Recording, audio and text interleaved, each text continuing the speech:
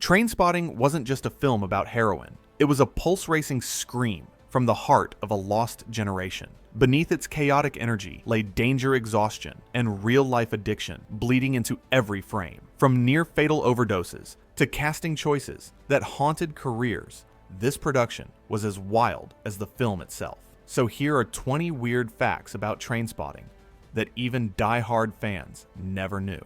And wait until you hear the bonus fact. Number 20. Ewan McGregor almost starved himself to look like a real heroin addict. He spent weeks studying recovering users and lived on wine coffee and eggs to thin his face and body. He learned how to cook fake heroin using glucose powder and water. Danny Boyle wanted realism, not makeup. When McGregor looked skeletal, Boyle told him to stop before he vanished completely. McGregor refused. He said the emptiness made him feel like Renton. The camera didn't just capture acting, it captured deterioration. By the time shooting ended, McGregor had dropped over 25 pounds. What audiences saw on screen was not a performance. It was transformation through controlled self-destruction. Number 19. The iconic toilet scene wasn't a set illusion. That filthy nightmare was a meticulously built prop filled with chocolate pudding and peanut butter. The smell on set was unbearable. McGregor had to crawl into it for multiple takes while Boyle sprayed the air with perfume to mask the stench. Crew members gagged behind the camera. The scene became a metaphor for addiction's descent into hell and rebirth through filth. McGregor later joked he would never look at chocolate mousse the same way again. The sequence almost didn't make the final cut, but Boyle fought for it, arguing it defined the movie's tone. Dirty, surreal, beautifully revolting. Number 18. The film's soundtrack nearly didn't happen. Boyle wanted music that captured the rush of heroin highs and the crash of withdrawal. Labels refused to license tracks at first. They thought the film glorified drugs. But once Iggy Pop heard about it, he gave Lust for Life for almost nothing. Then Blur and Underworld followed. The result became one of the greatest soundtracks in cinema. The beats of techno and punk mirrored the pulse of addiction itself. Every track hit like a vein. What audiences didn't know was that Boyle edited entire scenes to match the rhythm of each song, creating a narcotic flow that hypnotized viewers worldwide. Number 17. Robert Carlyle's terrifying Begbie wasn't based on a single person. He was an amalgam of violent men the cast grew up fearing. Carlyle decided Begbie had suppressed self-loathing driving his rage. He even believed Begbie wasn't just violent, but secretly self-destructive. To channel that tension, Carlyle stayed in character between takes shouting and throwing props until crew members avoided him. Ewan McGregor called him the scariest man on set. Yet Carlyle never once used a stunt double in bar fight scenes. He wanted Begbie's fury to feel real. Boyle later said when Carlyle exploded on camera, everyone froze because it felt like genuine danger, not acting. Number 16. Kelly MacDonald had never acted before Trainspotting. She was working as a barmaid in Glasgow when she saw an open casting call. Her natural shyness impressed Boyle, who wanted authenticity. But when she filmed the sex scene with McGregor, she was terrified. The director cleared the set to make her comfortable, but MacDonald cried afterward thinking she had ruined the film. She didn't. Her innocence became the emotional anchor of the story. That performance launched her career, and later led her to roles in films like No Country for Old Men. Trainspotting turned a barmaid into a global star almost overnight. Number 15. Danny Boyle did not want Trainspotting to look like another bleak British film. He wanted it to feel alive, even in decay. So he borrowed techniques from music videos and European art cinema, blending kinetic editing with fluorescent lighting. Cinematographer Brian Tufano shot many scenes using handheld cameras tilted at strange angles to mimic the disorientation of addiction. The color palette shifted with the characters' mental states, bright during highs and drained during withdrawal. Some sequences like Renton sinking into the floor or floating through overdose hallucinations were filmed using rotating rigs and movable floors. It was not digital trickery. It was pure practical invention. Boyle later said the camera itself had to feel addicted, chasing the next rush with wild, unpredictable movement. Number 14.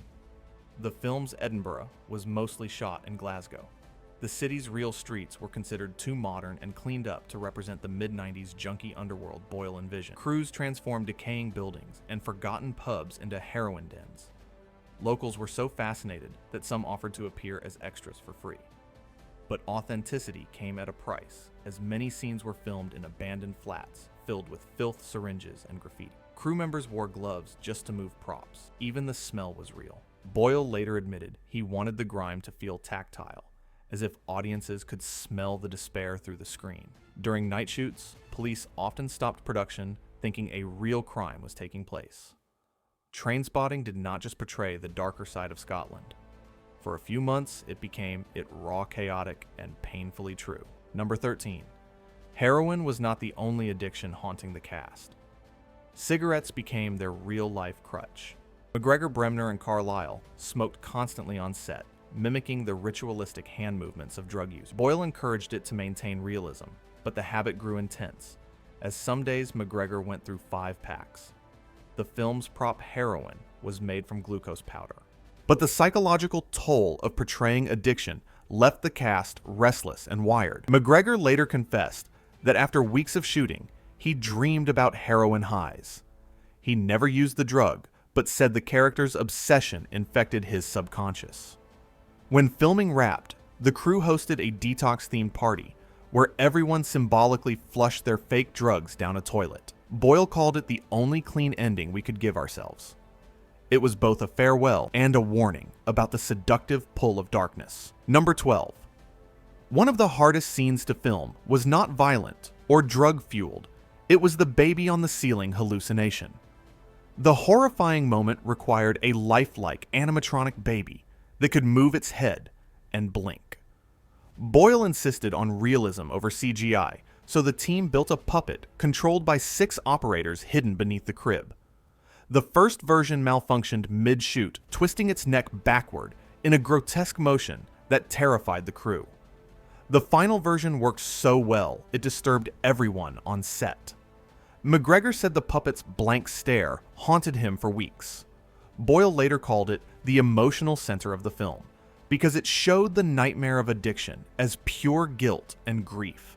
The baby scene was not meant for shock.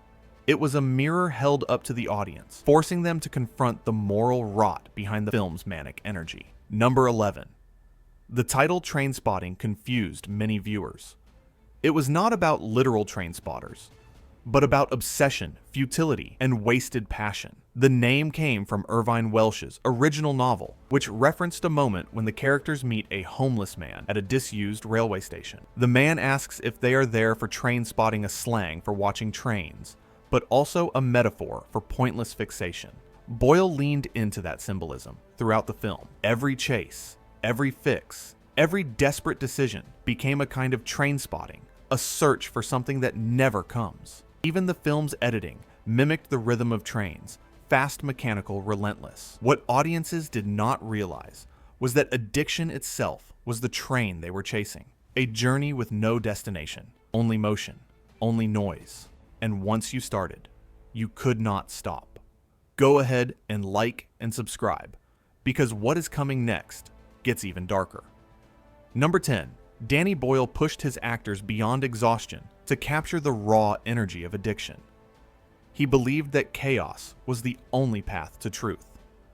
Filming days stretched to 16 hours, and the cast often stayed in costume even after shooting ended to maintain their disoriented mindset. The apartment scenes were shot under stifling lights that made the air feel suffocating. Crew members fainted from heat and dehydration. McGregor later said that the fatigue was real, and it helped him understand the physical collapse of a user. Boyle told his team that Trainspotting was not a film about drugs, but about control. He wanted every frame to feel like a struggle between surrender and survival. By the end, the cast looked broken, but that exhaustion made the film unforgettable. It was not acting anymore. It was endurance captured on celluloid. Number 9. Ewan Bremner, who played Spud, took method acting to dangerous extremes. He practiced speaking in fragmented rhythms for months to sound like a man whose brain was fried from drugs.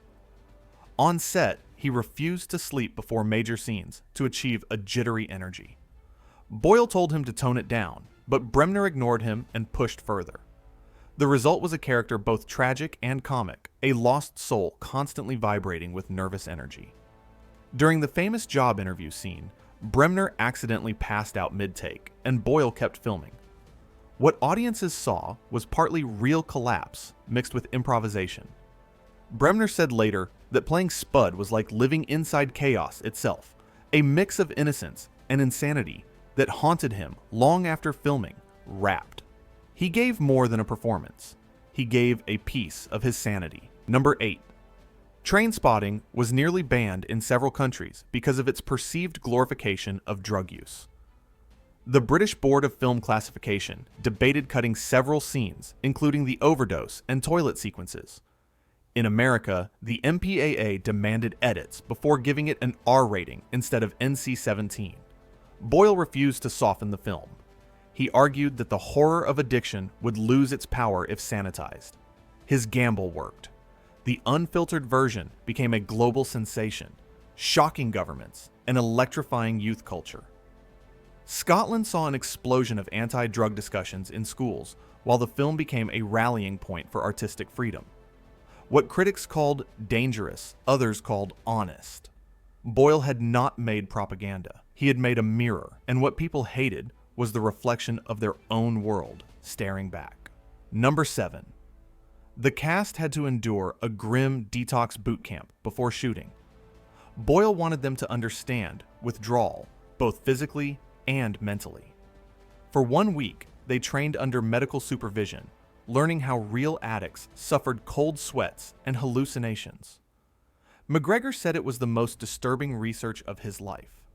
He met recovering users who described their veins collapsing and their minds begging for another hit. The experience shaped the tone of the entire film. Boyle banned alcohol on set and asked everyone to sleep in the same rundown flats used for filming to blur reality and fiction.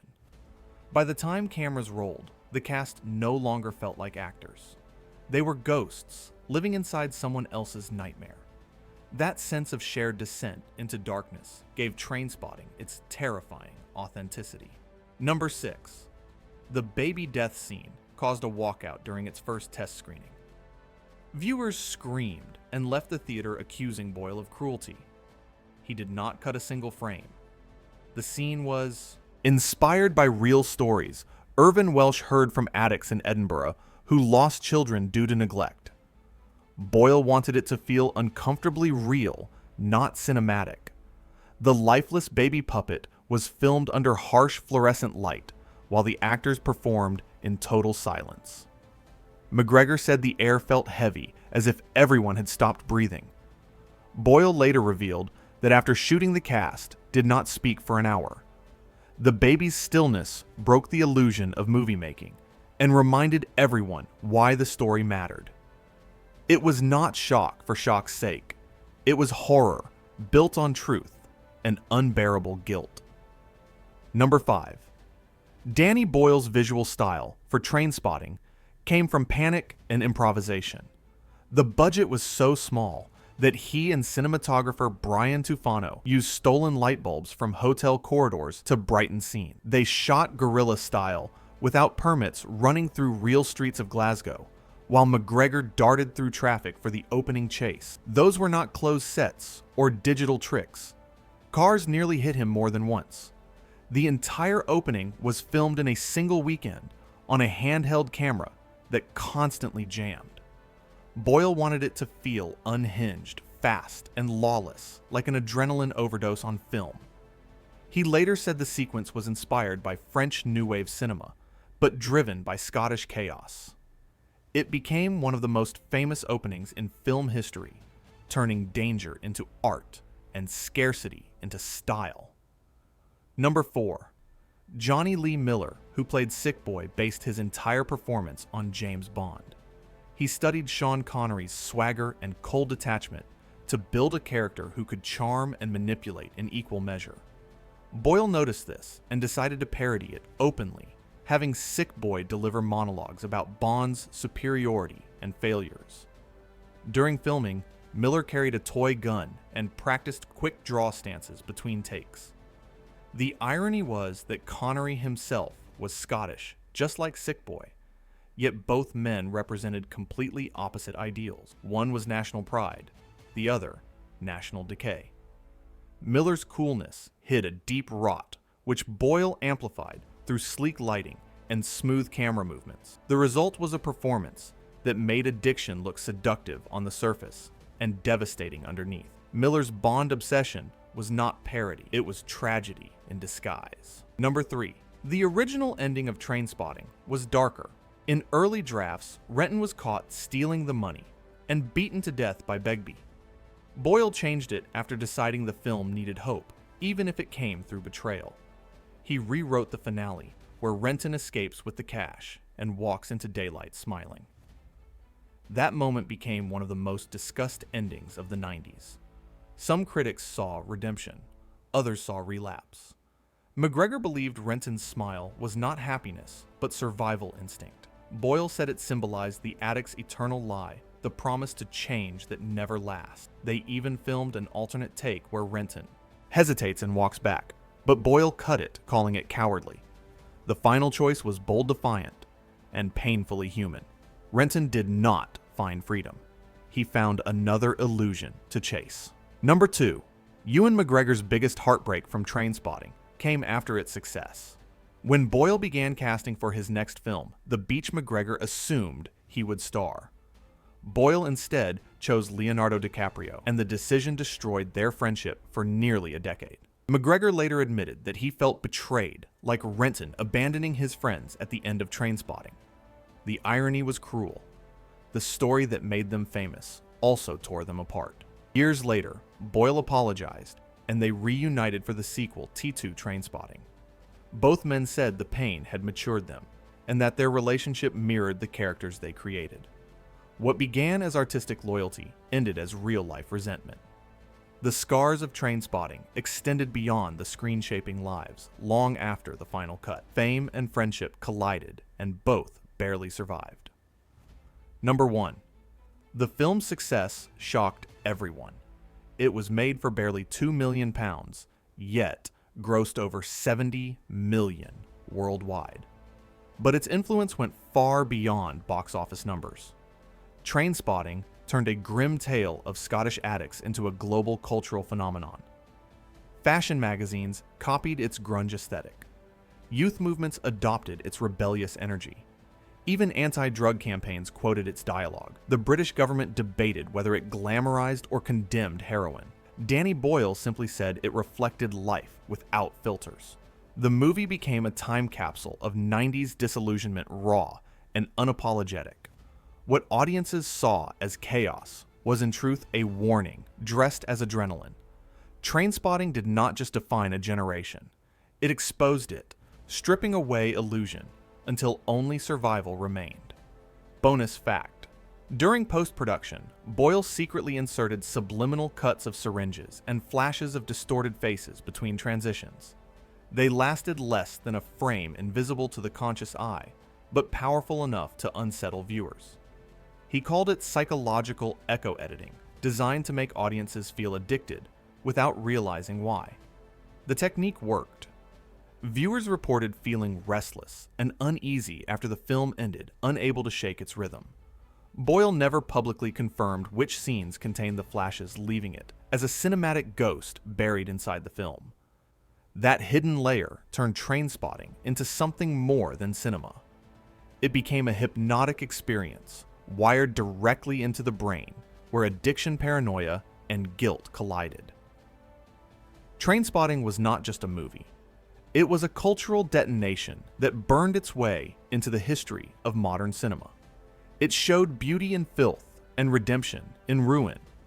Decades later, it still pulses with life, reminding us that survival is never clean. If you made it this far, choose life, choose stories, and choose to like and subscribe for more. Hidden Truths, from the movies that changed everything.